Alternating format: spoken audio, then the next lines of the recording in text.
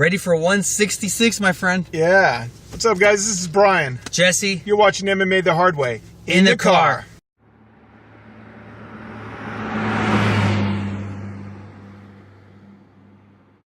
UFC 166. We're going to Houston, Texas. Yep, everything's bigger there, including the fights. Oh, man.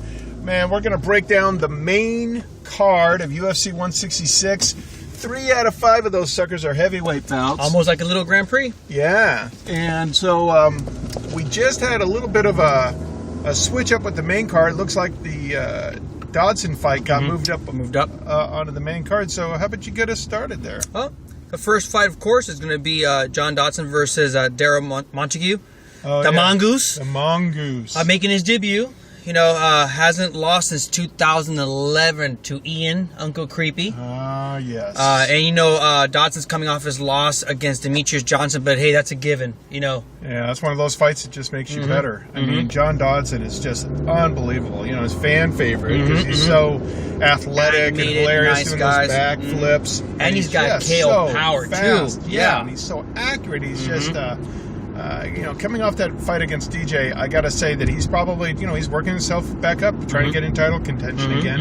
A big, huge test for Montague. Oh, my gosh. Montague, I like this guy. He's SoCal. He's from Millennia MMA. And so, a SoCal guy, so I want to be rooting for him. But should be an exciting bout, but I got to say, I got to give Dodson the edge here. It's going to be a fast fight. Experience and skill, technique. Yep.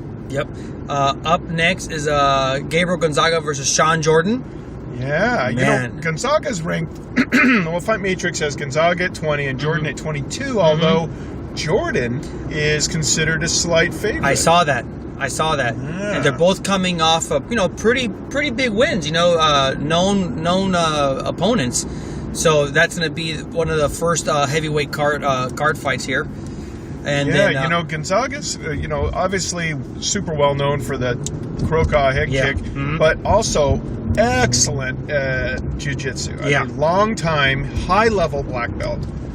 Jordan probably relies more on his wrestling. For takedown defense, not really known for submission. So I could see Gonzaga possibly pulling off a submission. Try takedown to the ground. Yeah, Jordan's probably going to just try to muscle him, you know. It's going to be a really good fight. Like I said, it's one of the first, one of 3 of the heavyweight fights. Yeah. Up next, Gilbert Melendez versus Diego the Dream Sanchez. Not the Nightmare, the Dream. Yeah. You know, that's going to be a great fight. I mean, you know, of course, Gilbert's coming off his loss to Ben Henderson, but, you know, it's Ben Henderson. And Diego's coming off that, you know, win off of Tucker Gomi, which could have went either way, but that's going to be a great fight. You know, Diego said he wants to make another run at the 155 belt. Yeah, boy, Diego's one of those guys that has a lot of self-confidence. And I got to tell you, after watching Gilbert make his debut and perform the way he did against Benson, you know, a lot of people say that, you know, he possibly got robbed on that. Regardless, he won a ton of new fans over. Everyone knows Melendez is for real. He's not one of those guys that came over from somewhere else. He's not a point fighter. He's not. He's from the. Come on, he's from the Diaz clique. Huge Melendez fan. You know, click. You know, camp. They don't do the point thing. You know, they try and finish. And he's high level, and he's not just high level. You know, he's a leader in his gym as well, and everyone knows that. So I got to give the edge to Melendez on this one. I agree with you on that one too. Yeah.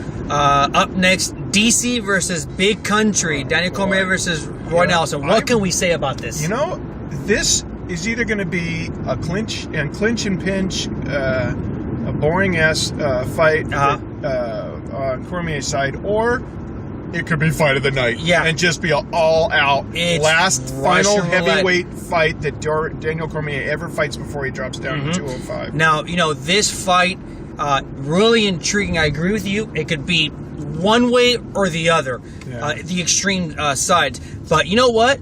Roy Nelson, if you've seen his physique lately, oh my God.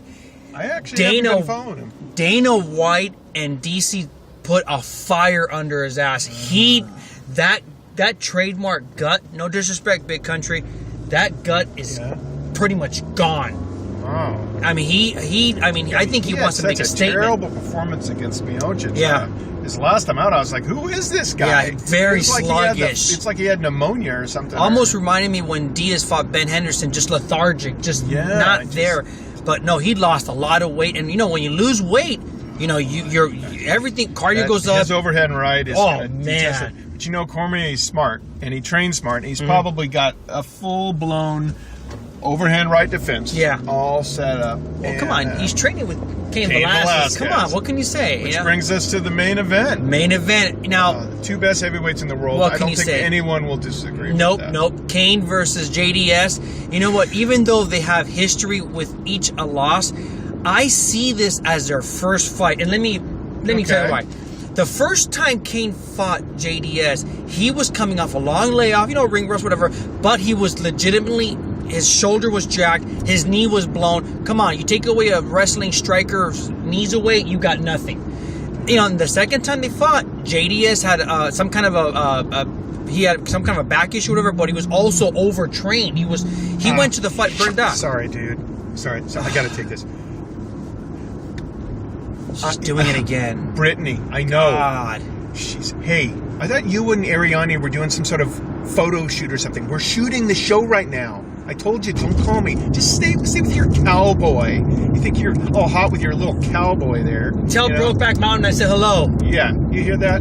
Okay, I'm not into your drama. You just need to stop, okay? We're going to have to cut this out. Yeah. Oh, I'm hanging up.